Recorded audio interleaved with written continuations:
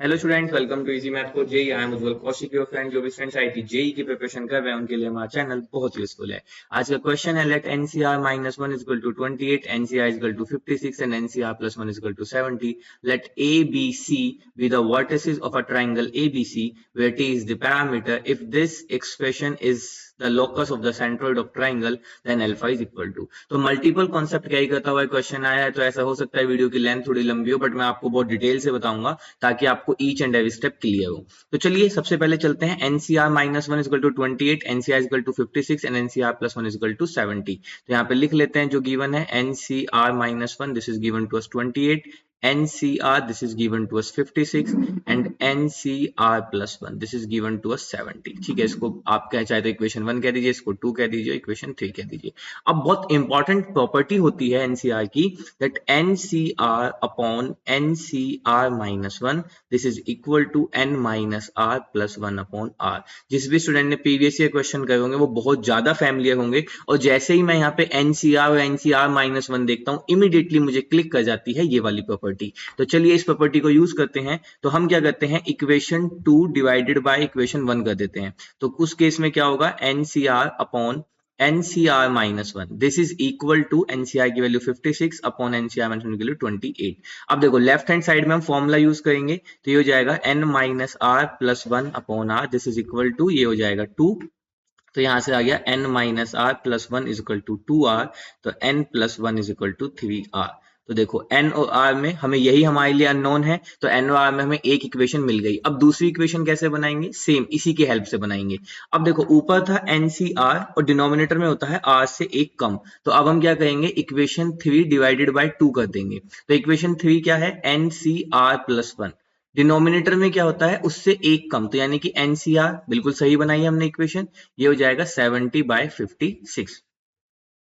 ठीक है, अब देखो NCR प्लस वन, अब फॉर्मूला यूज करेंगे, दिस इज N माइनस। अब देखो इंपॉर्टेंट बात क्या है यहाँ पे नोटिस करने वाली, यहाँ पे जो ये R होता था, ठीक है, न्यूमरेटर में, इसको माइनस करते थे देन प्लस वन करते थे। तो बस इसी तरह से यहाँ पे न्यूमरेटर में क्या है, न्यूमरेटर में है R प्लस वन, तो यानी कि इसको माइनस करेंगे और फिर प्लस वन करेंगे अपॉन में R, और यहाँ पे R क्या है, R प्लस वन। तो दिस इज इक्वल टू 70/56। ठीक है, तो यहां से ये आ गया आपका N minus R minus one plus one upon R plus one, and 14 पंजे 70 एंड 4 चौक 56। ठीक है, तो यहां से इस वन से वन कैंसिल, क्रॉस मल्टीप्लाई करेंगे तो 4N minus 4R this is equal to 5R plus 5। तो यहां से हमारे पास एक इक्वेशन आ गई, ये आ गई आपके पास 4N minus 5 this is equal to 9R।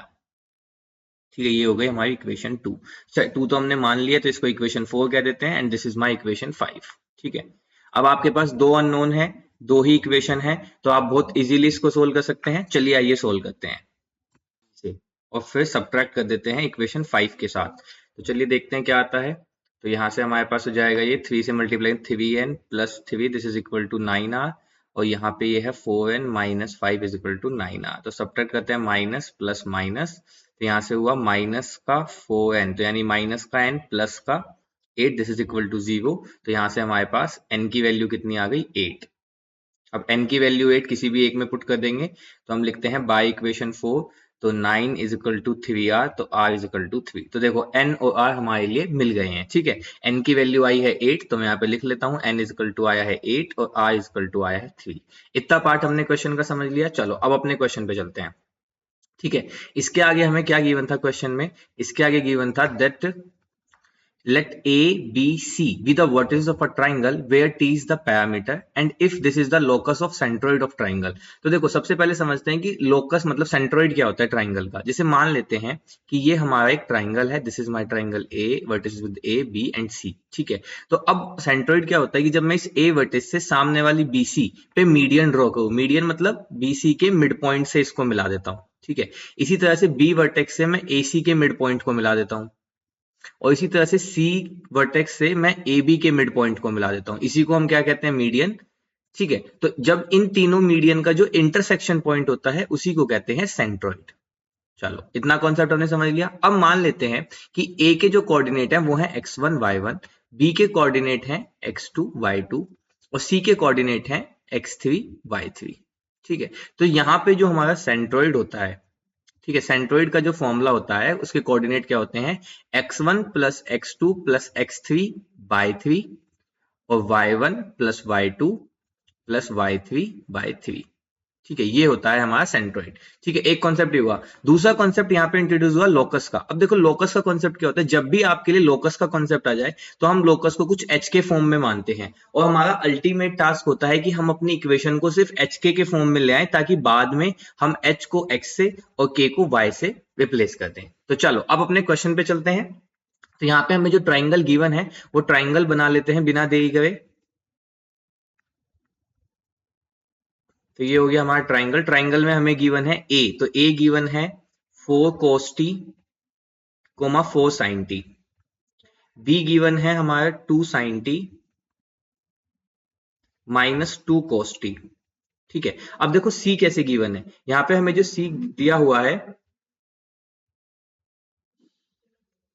C given है 3r माइनस एन, तो r की वैल्यू आई 3, तो 3 इंटू 3 9 माइनस 8, तो यानी कि सी जो कोऑर्डिनेट है दैट इज 1 कोमा, अब यहाँ पे आया आर स्क्वायर यानी कि 9 माइनस 8 माइनस 0, तो यानी कि सी के कोऑर्डिनेट आ गए 1 कोमा 0, तो ए आ गया 4 cos t, बी आ गया सी 1 कोमा 0 एंड सी आ गया 2 sin t comma 2 cos t। ठीक है, आई होप अगर ये आपको दिख रहा हो, स्क्रीन में विजिबल हो, तो अगर नहीं भी विजिबल है तो मैं सी को थोड़ा साइड में लिख देता हूँ। ठीक है, कोई दिक्कत वाली बात नहीं है। हम सी आपका यहाँ पे वर्टेक्स है, सी के आए हैं 1 कोमा 0। तो देखो अब अगर हम ट्राइंगल में सेंट्रोइड का फॉर्मूला लगाएं तो हमने मान लिया कि सेंट्रोइड जो है वो h कोमा k है, क्योंकि हमें लोकस निकालना है। तो h कोमा के सेंट्रोइड, अब सेंट्रोइड क्या होंगे 4 cos t यानी कि x1 plus 1 plus 2 sin t divided by 3।